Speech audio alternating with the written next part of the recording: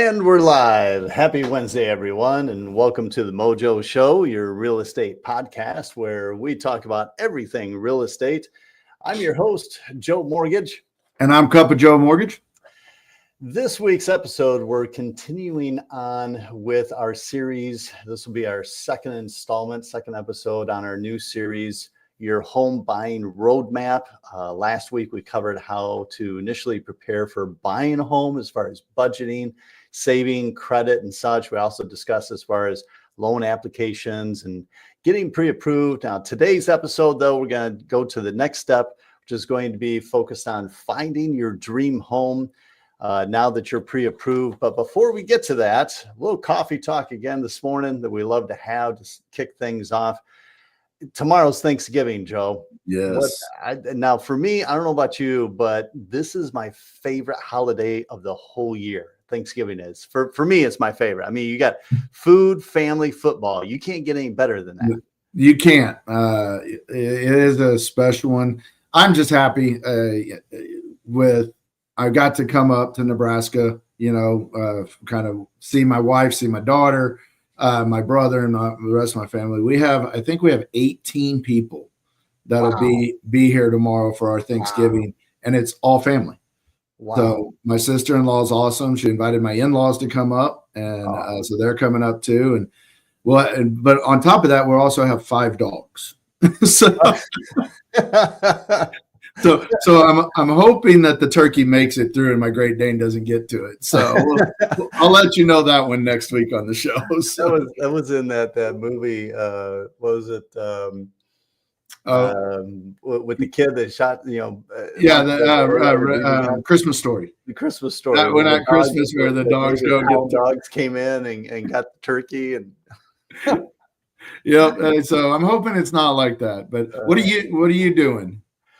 So I'm going to be going over to my soon-to-be in-laws for Thanksgiving. We're going to be getting all of us together. There should be about 10 of us there. Okay. So it should be good. Looking forward to it. Of course, watch my Detroit Lions take on I think they're playing the Bears tomorrow for Thanksgiving, which I got to admit I'm a little nervous about because Lions, for some reason, they just come Thanksgiving Day, they just go to sleep and don't play. So, but we're used to that as Cowboy fans. Thanksgiving Day has not always been the best for us either. So, being a dual fan to 2 different teams, I've got the one really good one that I've always been a fan of, but my Cowboys too. And this year, I'm hoping they can pull it off today or tomorrow. So I got to ask, being Thanksgiving, I know yesterday we talked in our coffee roundtable about, those that we're thankful for and stuff, but what is the one thing that you really look forward to putting on your plate for Thanksgiving? What's that one item? I don't care if it's the meat or the sides, or the pies, whatever. So I'm kind of tossed up between 2, but I will have to say my wife's cheesy potatoes. She does a cheesy potatoes. I'm not a big mashed potato guy. I'll eat them. Don't start. I don't need any hate messages. But she does these cheesy potatoes, and every time she does them, I have to have like 2 big spoonfuls before anybody else touches them because they're crispy on the outsides too. So the best. Yeah. So that one, but if that's not around, it's usually the green bean casserole. I'm a sucker for green bean casserole. Yep. I hear you. I'm with you on that. Definitely. What is yours? What is that one thing for you? And by the way, if anybody has their own comments, drop them below. I would love to hear, especially if it's something different, right? Yes. Because green bean casserole, I look forward to having that on my plate. Definitely do. I'm trying to think. I mean, my mom used to make those candied yams. Yep. That was awesome, right? Yeah. Now here, so I would say one of those 2. Now I know you said about mashed potatoes. To me, mashed potatoes are like ice cream. I love a good mashed potato. Seriously, that's good stuff there. Here's the last question, then we'll move on to our episode. As far as the turkey, white or dark meat? I'm a fried turkey person, so I like the white meat when it's a fried turkey with all the Creole butter and everything else I put in the inside. But if it's a traditional turkey, I like the dark meat. Okay. All right. I love the dark meat personally. I know a lot of people like the white meat. To me, it's too dry. Yep. But I do like the dark meat. So good stuff. Like Joe was talking about, guys, before we get started on here, if you have any questions or if you have any comments, and if you want to put in there, please do your favorite dish at Thanksgiving. Please put it in there. Or if you can beat the number of 18 family members at a Thanksgiving dinner, we want to hear about that too. So Yes. but I'm excited about today's show, Joe. I know we've got the second step in the home buying process, so I'm going to let you do your thing and bring on our special guest. I am super excited to have her on our show. She's just so passionate about real estate and generally cares about her clients' best interests, which makes her such a great realtor for everyone. I mean, she knows her she's been known for honest communication and professionalism, strong work ethic. So she's definitely earned the reputation of exceptional service. Her unparalleled knowledge of the area, especially as far as real estate market trends and stuff, has really made her a valuable resource to her clients. So please welcome to the show, Miss Virginia Roberson, everyone. Hello. Hello, guys. How are you doing? Good. How are you, Virginia? I'm awesome. Good. I know you heard us talking about our favorite Thanksgiving dish. So before we get into the topic, what is that one thing you're going to have on your plate at Thanksgiving that you just cannot go without? Honey baked ham. Oh, okay. That's it. With the drizzle and everything, right? Honey baked ham is all I need. There you go. I like that. We do a ham usually around Christmas, but I do agree with some ham on the side of my turkey. So That's good. Well, Virginia, Joe, I'm kind of off here, but Virginia, Joe went through and did a great intro, right? But tell the viewers and tell people that are, a little bit about yourself. Okay. Well, I've been in real estate about 6 years now in Louisiana and in Texas. Since I live in Texas, most of my business is here. I love selling real estate. It is my passion. It's just, I feel like everyone deserves to have a home, and it looks different for everybody because everybody, of course, is not going to have the $1 million home, but everybody should be able to purchase a home. And, I love to see kids when they get their first home and run around in the backyard. I think all kids deserve to have a backyard. So I'm very passionate about working with veterans. It's just, this to me is the best business for me to be in, because you get to help people through the process and see the end result and see the faces when they walk into their home for the first time. Okay. So you kind of went into the question I'd already had for you is why do you love real estate? Why do you love what you do? It showed right there in your passion of how you just talked about it. You're helping people get the dream of home ownership, but more than that, you're helping families build. Right. And I love what you just said, seeing the kids running in the backyard. Yes. That is, so, anybody listening, the second step to home ownership is finding the house. Right. And if you didn't just hear that passion in Virginia's voice and what she likes to do, that's the dream, is finding something for you to take your family home to. So Virginia, kind of, in that, tell us the importance of, how you're identifying and negotiating for your clients, and why is that important for them to know why a real estate agent really can help them in a better position? Okay. So it is really important. I know a lot of people think that, hey, I can just walk into a builder, or I can just walk into get something offline and go for it. But that's not quite the best way. Well, actually, it's not the best way to do it. Once the pre-approval process is done, which is that part, I tell people is the hard part. My part is the fun part. So what I do, you don't want to start just looking for homes and just driving around, because that's going to be too much for you. You're going to get overwhelmed. So I actually have a process in place that I do, which is once I identify a client, they have a pre-approval, I'm going to talk to that client for about an hour, because I want to know everything there is to know about the client, about the family, Are you going to have parents living with you? So once I get all of that information, and trust me, it takes about an hour, because most people start out saying, oh, it doesn't matter. Oh, well, I don't care if I have this or I have that. But then when you start talking to them, they really want a game room. They really want a bathtub in their primary. So things like that comes out in the conversation. And what I typically do is, once I have that conversation, I explain to them that I'm going to go out and look for a home, first of all, within your budget. I never show my clients homes that's outside their budget, because they will never be able to unsee that home. Right. So I normally do 5 homes. I'll send them the email with the 5 homes. I've already explained to them. Once they look at those 5 homes, I said, okay, narrow it down out of these 5 to your favorite 2. So those are likely the 2 that we're going to go after. Normally, when I do that, my clients, they're going to pick their favorite one. And that's the one we're going to go after. Now, I'm going to go in, especially if it's a new build, I'm going to go in and start the negotiation process before my clients even get there.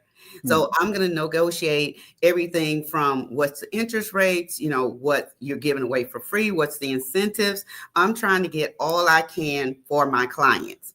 So once my clients get there, we've already had that conversation, because I know, one, what my client can afford.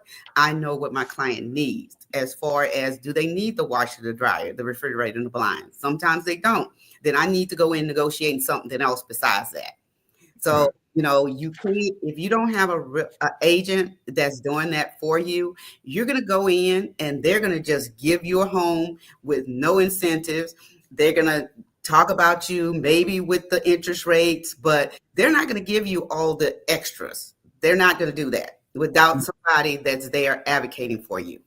Yeah, and that brings up a great point, is the advocating, because a builder, the sales rep for the builder works for the builder. Right. A listing agent works for the seller. So the buyer's agent is very important when you're buying a house, to have that advocate for you, because the other ones, they might talk to you like you are, but they're not really looking out for your best interest. They're looking out for their employer, or the seller is their employer, the best interest. So that's a great point. Absolutely. When you take people out on, touring homes, whether it's a couple of them or whatever, on a weekend or weeknight or what have you, what are some things that you try to help your buyers with, as far as making sure, because the kitchen looks great, the counters, everything, but we definitely want them to be noticing, as far as like the roof and things. What are some things that you make sure that they're paying attention to, I should say? Okay, and you're right. Clients are normally going to look for what's shiny. Yeah. We want to see what kind of stove we have. We want to see what kind of fridge we have. So I go in telling them, look up and down. All of that shiny stuff, that's great. We can get warranties on that, but we're wanting to look for cracks in the ceiling. We want to look for joints that don't match up. I come from a contractor background, so I'm looking for things that are the foundation, cracks in the foundation. That's the things you need to be looking at. You need to be looking at whether the windows are square, because believe it or not, I've had a pre-owned home where the windows were not square. And that's things that, you need to pay attention to. So it's the details of it all. It's not the shiny and new, because they're going to put those new appliances in there for you, because that's basically to distract you from what's actually going on. And people don't realize that is also the case in a new build. Don't just assume because it's a new build that everything is perfect, because that's not the case either. You can still have some huge problems with a new build if you're not looking out for everything that's going on. They put up new builds really fast.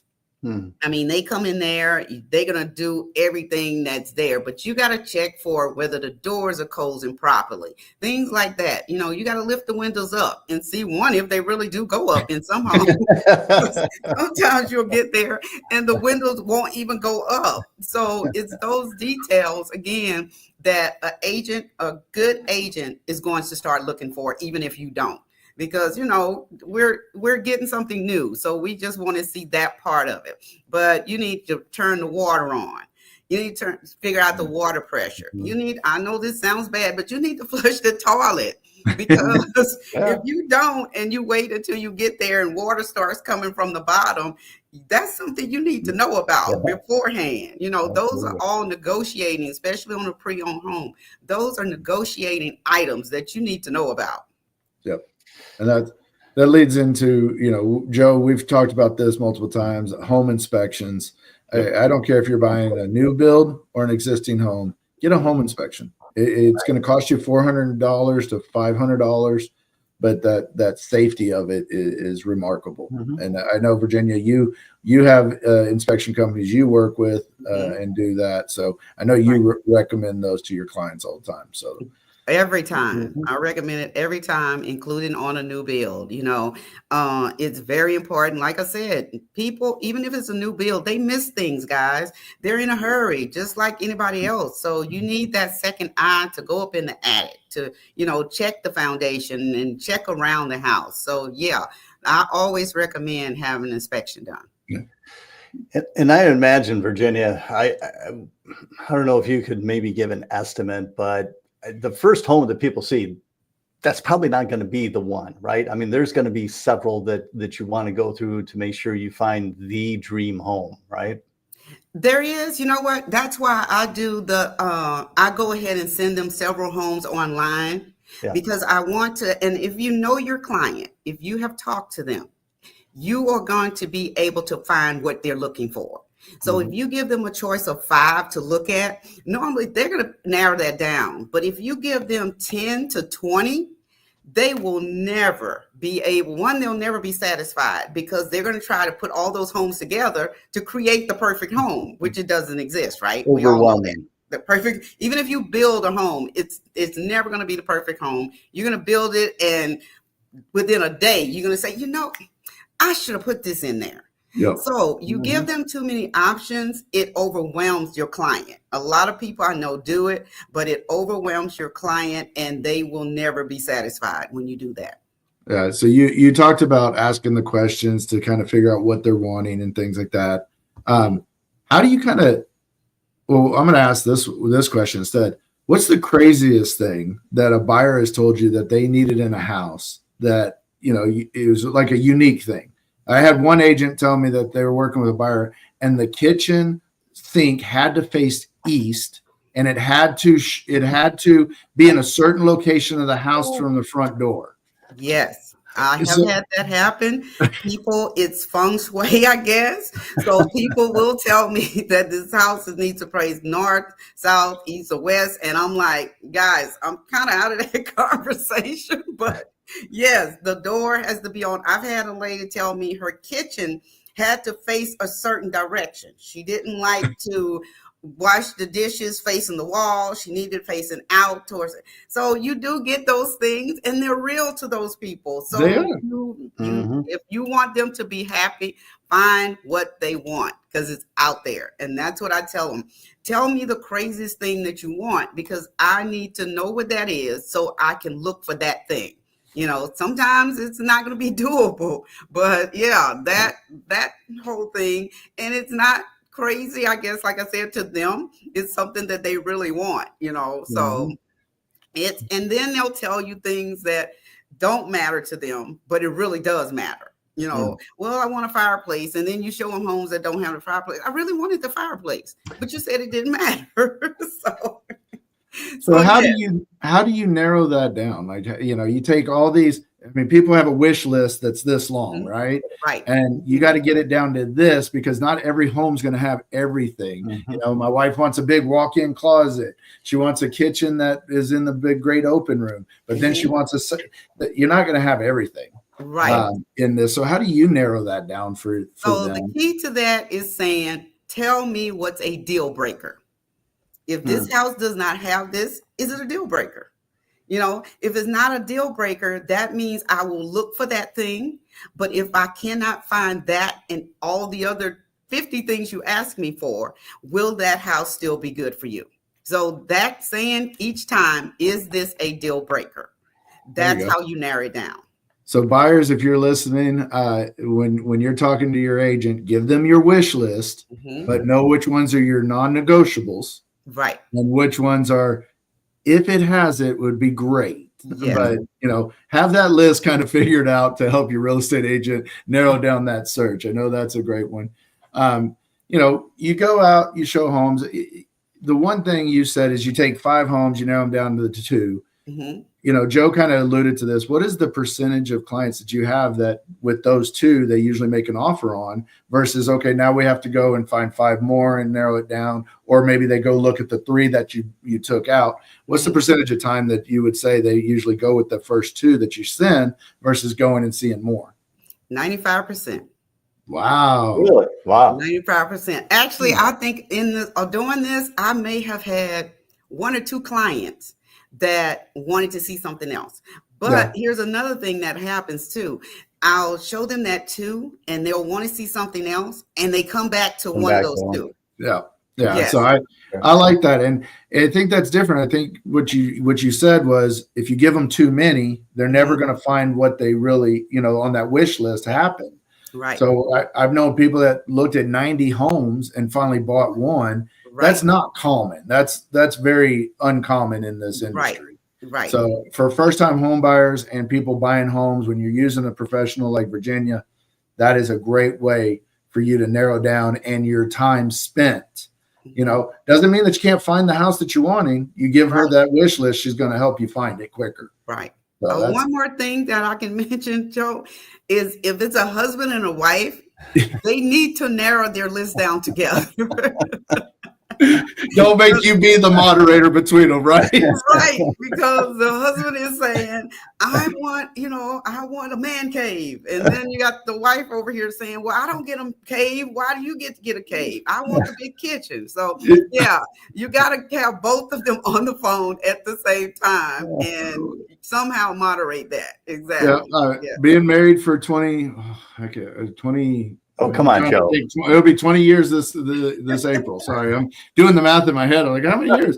I figured out that my wish list is bottom. That's the, if it's not there, it's okay. But hers are the non-negotiables. So I kind of just gave in. Joe, you're going into marriage again. You'll understand that again. Your wish list is the bottom. As a good agent, I try to advocate for everybody. I want everybody to at least get one thing that they want. I don't want it to be one-sided. So I try to do a give and take. If you get that big, huge closet, then he needs to get something, just give him a little something. A little something. Yeah, a little something. Not so big, but a little something. So let me ask Regina, let's go to the next step here so that our listeners, know once you do find that dream home, and they want to put an offer, what is the next step, essentially? What are the next steps, briefly, that you walk them through? The next step, if it's a pre-owned home, because the steps are different. So the next step, if it's a pre-owned home, is I reach out to the listing agent. I want to find out what they're willing to accept. Sometimes they will tell you that. If you talk to like anybody else, if you talk to them long enough, you'll find out a lot of information about that seller. So then it's time to do the paperwork part, where we go in on a pre-owned and I start trying to negotiate. You walk through the home, you found some things that, we might need to fix. That my client is saying, okay, this home is good, but I want them to fix this, this, and this. So that's when the negotiation part starts with them too. Then, of course, once you start the pre-negotiation, is what I say, it's a pre-negotiation until the inspection is done. Then that's when you're going to really start negotiating. Once you get that inspection report, you have the things that you want fixed, but these are the things you must fix if we're going to purchase a home. And at what point do you put the offer in? The offer is going to go in before the inspection. I'm trying to think of my process now. Before the inspection, we're going to put in an offer.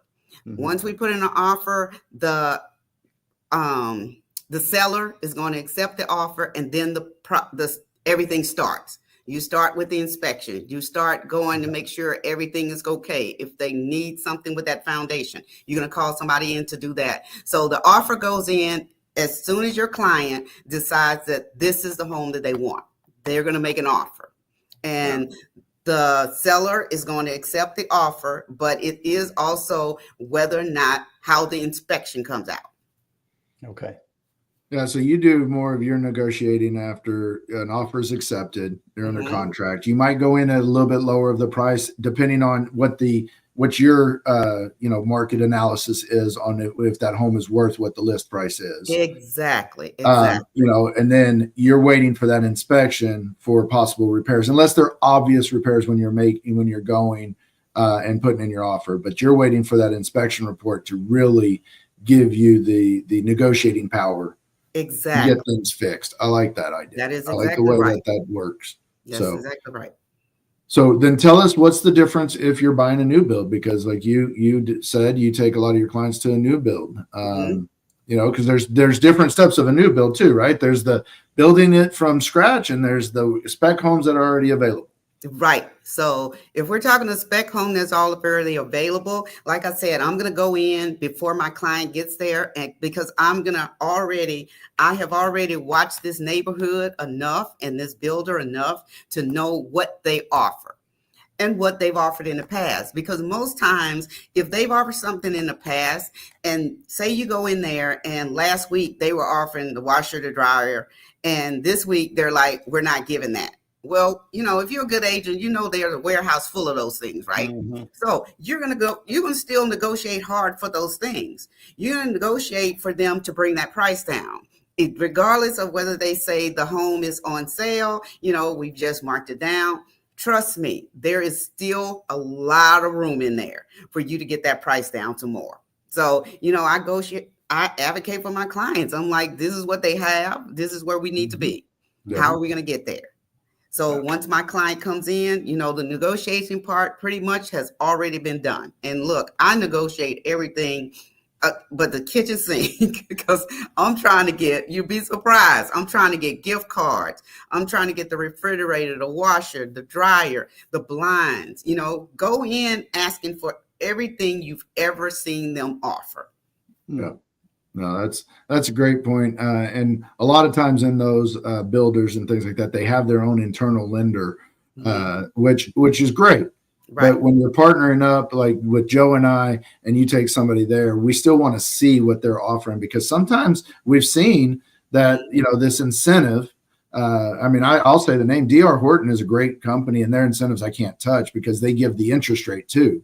Right. But other builders, they will have a preferred lender, and all of a sudden you see a 2-point cost to get the interest rate that I can get with no points. And so make sure you're always checking those with the person maybe you got pre-approved with, if they're not that preferred lender for that builder. Right. And I totally agree with that. You're correct, Joe. You do have to make sure you cover your bases, because on the front end, something might look really good, but until you check with a second source, you don't know. Like you said, you don't know if you can offer them something better. Right.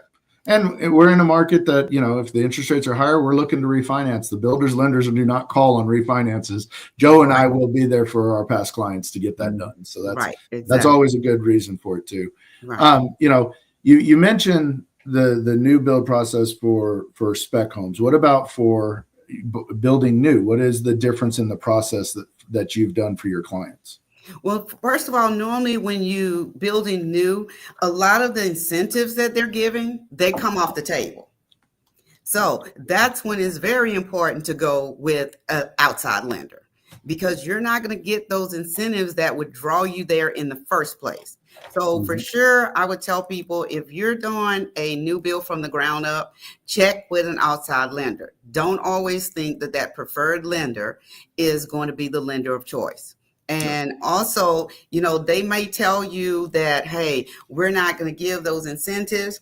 That doesn't mean you don't go in there asking for them. That's right. Because remember, they need to move that house as much as you want to live in it.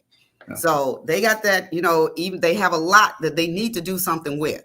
So that's your leverage. I tell clients, you guys always have the leverage, because they have to move that lot. They have to move that home. Yeah. Joe, tell our viewers how they can get a hold of Miss Virginia if they're looking for an agent out there right now. If you're buying or selling, I recommend Virginia in Louisiana, especially around the LSU area and anything in the DFW area for sure. Absolutely. And really appreciate, Virginia, you coming on our show today and really helping to provide some great insights for our listeners as far as finding their dream home and what to expect through that process and everything. So really appreciate you coming on. If anyone wants to get a hold of Virginia, chat with her further as far as how to find your dream home, you can see below at the banner, we've got her email address as well as her direct phone number to be able to get a hold of her. So be sure and reach out to her on those avenues. Next week, folks, be sure to tune in next week as we continue on our series on your home buying roadmap as we dive into the next steps. Because after you've found your dream home, as we go behind the paperwork that's going to be next, disclosures, appraisals, all of those things. So be sure to tune in next week. We're going to have special guest. I believe, do we have? Yep. Okay. She is. So she's a for sure. Awesome. She's going to join us next week to be able to help us out in explaining a lot of the different paperwork that a lot of people don't know, behind the scenes stuff. So we want to bring the veil back on that so that you see and know what is going on behind the scenes. So be sure to tune in next week at our usual time, Wednesday, 9 a.m. Central. Thank you to everyone for tuning in, listening. If you only caught part of the show or you want to see like last week's first episode on this series, go to our YouTube channel at The Mojo Show Real Estate Podcast. And while you're there, be sure and hit the subscribe button. Virginia, I know you did already, right? Yes, I did. Awesome. Fantastic. Because I watched the past shows already. Good. Because we are on a mission to get to 1,000 subscribers. To hit that, so we need all your help. So before we close things out, though, any last words or nuggets of advice for our listeners, Joe? I just really appreciate you, Virginia, for coming on. And anybody that's watching the show, we're here to help you guys too. So you can always get a hold of Joe and I at our emails. I will put them there right there for a second. So really appreciate everybody. And Joe, appreciate you for doing this. And I hope everybody has a great Thanksgiving tomorrow. Yes. Thank you, guys. Hope everyone has a wonderful, safe travels for Thanksgiving. I hope you get to enjoy the food, family, and football. I'm Joe Mortgage, and that handsome guy over there with the beard is Cup of Joe Mortgage, and we'll see you next week.